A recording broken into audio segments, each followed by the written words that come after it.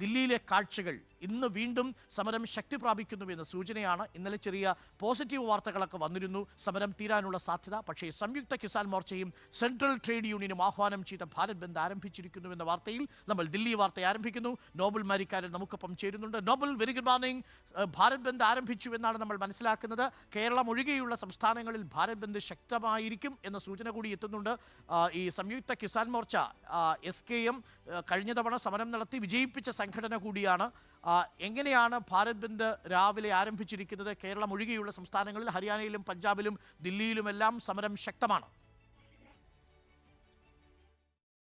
അരുൺ, സംയുക്ത കിസാൻ മോർച്ചയും അതോടൊപ്പം തന്നെ സെൻട്രൽ ട്രേഡ് യൂണിയനും ആഹ്വാനം ചെയ്തിരിക്കുന്ന ഭാരത് ബന്ദ് 6 മണിക്ക് തന്നെ ആരംഭിച്ചിട്ടുണ്ട്. പലയിടത്തും ബാരിക്കേഡ് ഉൾപ്പെടെ നിർത്തിയിട്ടുണ്ട് എന്നാണ് പ്രധാനപ്പെട്ട കാര്യം. പക്ഷെ മറ്റ് അക്രമ സംഭവങ്ങളൊന്നും ഇതുവരെ റിപ്പോർട്ട് ചെയ്തിട്ടില്ല എന്ന് പ്രധാനമാണ്. ദില്ലിയെ സംബന്ധിച്ച് ദില്ലിയിൽ വലിയ സമരങ്ങൾ ഉണ്ടാകാറില്ല. കാരണം ബന്ദ് അടക്കമുള്ള കാര്യങ്ങൾ വരുമ്പോൾ സാധാരണഗതിയിൽ ദില്ലിയെ അത് ബാധിക്കുന്ന പതിവില്ല. മറിച്ച് കർഷക സംഘടനകൾ അല്ലെങ്കിൽ കർഷകർക്ക് പ്രാതിനിധ്യമുള്ള ഹരിയാന, അതോടൊപ്പം തന്നെ പഞ്ചാബ്, ഉത്തർപ്രദേശ് ഉൾപ്പെടെയുള്ള രാജസ്ഥാൻ ഉൾപ്പെടെയുള്ള സംസ്ഥാനങ്ങളൊക്കെ സാധാരണഗതിയിൽ വലിയ പ്രതിഷേധങ്ങളും മാർച്ചുകളും ഒക്കെ നടക്കാറുണ്ട്. എന്താണെങ്കിലും ജനജീവിതത്തെ വലിയ രീതിയിൽ തന്നെ ബാധിക്കില്ല എന്നാണ് അവസാന ഘട്ടത്തിൽ നമുക്ക് ഇതുമായി ബന്ധപ്പെട്ട് ലഭിക്കുന്ന വിവരം. അതേസമയം വലിയ രീതിയിൽ തന്നെ പ്രതിഷേധം മുന്നോട്ട് കൊണ്ടുപോകാനുള്ള നീക്കവും കർഷക സംഘടനയുടെ ഭാഗത്ത് ഉണ്ടാകുന്നുണ്ട്. പ്രത്യേകിച്ച് നേരത്തെ കർഷക സംഘടനകളായിരുന്നു ഇത് ഗ്രാമീണ ബന്ധായി പ്രഖ്യാപിച്ചത്. അത് പിന്നാലെ സെൻട്രൽ ട്രേഡ് യൂണിയൻ, അതായത് INTUCയും CITU, AITUC ഉൾപ്പെടെയുള്ള സെൻട്രൽ ട്രേഡ് യൂണിയനുകൾ ഉൾപ്പെടെ ഇതിന് ഭാഗമായി എത്തുകയും അവരിത് ഭാരത് ബന്ധായി പ്രഖ്യാപിക്കുകയും ചെയ്തു. തൊട്ട് പിന്നാലെയാണ് മൊത്തത്തിൽ ഇതൊരു ഭാരത് ബന്ധായി മാറുന്ന സാഹചര്യത്തിലേക്ക് എന്താണെങ്കിലും എത്തിയത്.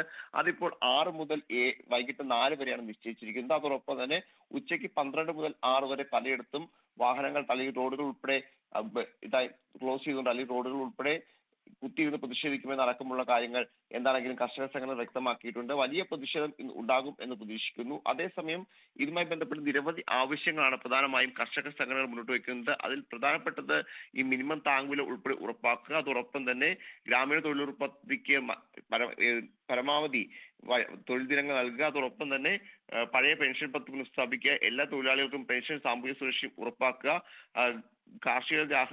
ഗാർഹിക ഉപയോഗത്തിന് 300 യൂണിറ്റ് വൈദ്യുതി സൗജന്യമായി നൽകുക. സമഗ്ര വിള ഇൻഷുറൻസ് പദ്ധതി നൽകുക. നിലവിലുള്ള പെൻഷൻ പ്രതിമാസം 10,000 രൂപ ഉയർത്തുക തുടങ്ങിയ ആവശ്യങ്ങളാണ് കർഷക സംഘടനകളും അതോടൊപ്പം തന്നെ സംയുക്ത ട്രേഡ് യൂണിയനും ഇക്കാര്യത്തിൽ ഉന്നയിക്കുന്നത്. 6-ാം തീയതി ഞായറാഴ്ച വൈകുന്നേരം 6 മണിക്ക് വീണ്ടും ചർച്ചയെന്നാണ് കൃഷിവകുപ്പ് മന്ത്രി അർജുൻ മുണ്ടെ പറഞ്ഞിരിക്കുന്നത്. ഇന്നലത്തെ ചർച്ചയും പരാജയമാകുന്ന സാഹചര്യത്തിൽ ഞായറാഴ്ചത്തെ ചർച്ചയ്ക്ക് എന്തെങ്കിലും സാധ്യതകൾ കാണുന്നുണ്ടോ? മാത്രവുമല്ല, അതിർത്തികളിൽ നിന്ന് ഹരിയാന പഞ്ചാബ് അതിർത്തിയിൽ നിന്നും കൂടുതൽ കർഷകർ ഡൽഹി അതിർത്തിയിലേക്ക് എത്തിക്കൊണ്ടിരിക്കുകയാണ്. കൂടുതൽ കർഷകർ എത്തണമെന്ന് കർഷക സംഘടനകൾ ഇപ്പോൾ ആഹ്വാനം ചെയ്തിട്ടുണ്ട്. 17 സംഘടനകളും കൂടുതൽ ട്രാക്ടറുകളെയും കർഷകരെയും അതിർത്തിയിലേക്ക് എത്തിച്ചുകൊണ്ടിരിക്കുകയാണെന്നും കേൾക്കുന്നു.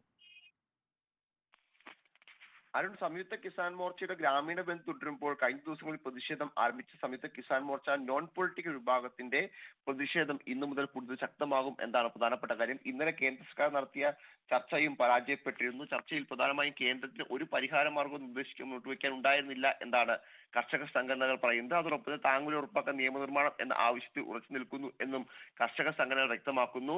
കേന്ദ്ര സർക്കാരും കർഷക സംഘടനാ പ്രതിനിധികൾ കൂടി ഉള്ള ചർച്ച ഏറെക്കുറെ പുലർച്ചെ 2 മണി വരെ നീണ്ടു എന്നാണ് നമ്മൾ മനസ്സിലാക്കുന്നത്. പക്ഷേ എന്നിട്ടും ചർച്ചയിൽ പരിഹാരം ഉണ്ടാക്കാൻ കഴിഞ്ഞില്ല. പക്ഷേ ഇതിൽ കൃഷിമന്ത്രി അർജുൻ മുണ്ടെ വ്യക്തമാക്കുന്നത് വളരെ പോസിറ്റീവായ ചർച്ചയാണ് നടന്നത് എന്നുള്ളതാണ്.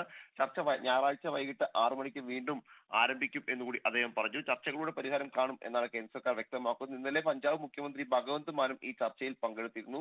എന്താണെങ്കിലും ചർച്ച നടത്തിക്കൊണ്ട് ഈ പ്രശ്നപരിഹാരത്തിലേക്ക് പോകാനാണ് ഒരു വശത്ത് കേന്ദ്ര സർക്കാർ ശ്രമിക്കുന്നത്. അതേസമയം